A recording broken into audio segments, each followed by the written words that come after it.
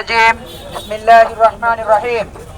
কালিয়াকৈর পৌরসভা ৭ নং ওয়ার্ড কর্তৃক আজকের আয়োজিত এই সংক্ষিপ্ত পথসভায় সম্মানিত উপস্থিত আমাদের ৭ নং ওয়ার্ডের সম্মানিত আমির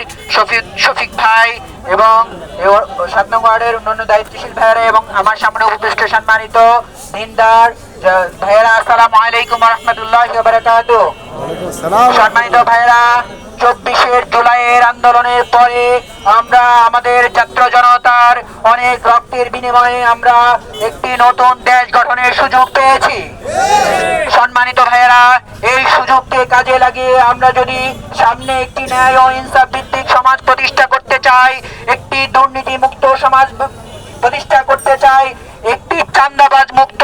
সমাজ প্রতিষ্ঠা করতে চাই, তাহলে অবশ্যই আমাদেরকে এমন মানুষদেরকে নির্বাচিত করতে হবে যারা আল্লাহকে ভয় পায়,